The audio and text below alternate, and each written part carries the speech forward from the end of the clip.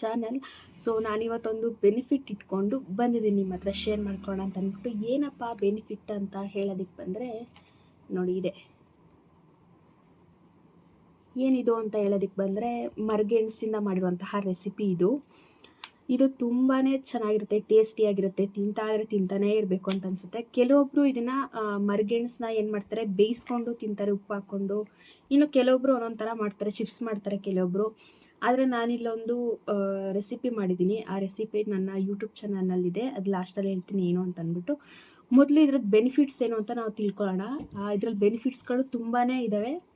ಏನಂತ ಹೇಳಿದ್ರೆ ಸ್ಕಿನ್ ಕೇರ್ಗಾಗಲಿ ತುಂಬ ಸ್ಕಿನ್ನಿಗೆ ತುಂಬ ಒಳ್ಳೆಯದಿದು.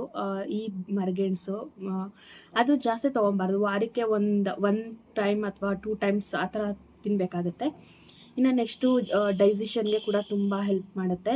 ಇನ್ನು ವಿಟಮಿನ್ ಸಿ ಇರೋದ್ರಿಂದ ನಮಗೆ ಇಮ್ಯುನಿಟಿ ಹೆಚ್ಚಾಗುತ್ತೆ. ಆಮೇಲೆ ಬ್ಲಡ್ ಶುಗರ್ ಲೆವೆಲ್ ಕೂಡ ಬ್ಯಾಲೆನ್ಸ್ ಆಗಿ ಇಟ್ಕೊಳ್ಳುತ್ತೆ. ಆಮೇಲೆ ಲಿವರ್ ಕ್ಯಾನ್ಸರ್ ಬರುವ ಚಾನ್ಸಸ್ ಕೂಡ ಕಡಿಮೆ ಇರುತ್ತೆ ತುಂಬಾ. ಆಮೇಲೆ ಫೈಬರ್ ಜಾಸ್ತಿ ಇರೋದ್ರಿಂದ ಇದರಲ್ಲಿ ಡೈಜೆಷನ್ ಸಿಸ್ಟಮು ತುಂಬ ಚೆನ್ನಾಗುತ್ತೆ. ಇನ್ನು ಮೈಗ್ರೇನ್ ತಲೆನೋವು ಅಂತ ಹೇಳ್ತಾರೆ ನೋಡಿ, ಯಾವಾಗಲೂ ತಲೆನೋವು ಅಂತ ಹೇಳ್ತಾರಲ್ಲ, ಅವ್ರಿಗೆ ಇದು ತುಂಬ ಒಳ್ಳೆಯದು, ವಾರಕ್ಕೆ 1-2 ಸಲ ತಿನ್ನೋದ್ರಿಂದ. ಆಮೇಲೆ ಇದು ಕಣ್ಣಿಗೂ ಕೂಡ ಒಳ್ಳೆಯದು. ಲಿಮಿಟಾಗಿ ತಿನ್ನೋದ್ರಿಂದ ಕಣ್ಣಿಗೆ ಒಳ್ಳೆಯದು, ಜಾಸ್ತಿ ಸೇವನೆ ಮಾಡೋದ್ರಿಂದ ಅಲ್ಲ.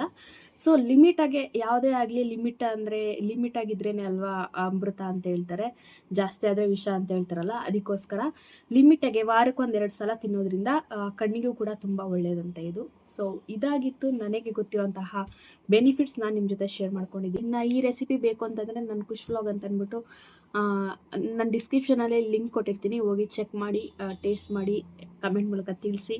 ಸೊ ಇದಾಗಿತ್ತು ಇವತ್ತಿನ ವ್ಲಾಗ್. ಈ ವಿಡಿಯೋ ಇಷ್ಟ ಆಗಿದ್ರೆ like, share, comment and subscribe my YouTube channel. Okay, bye.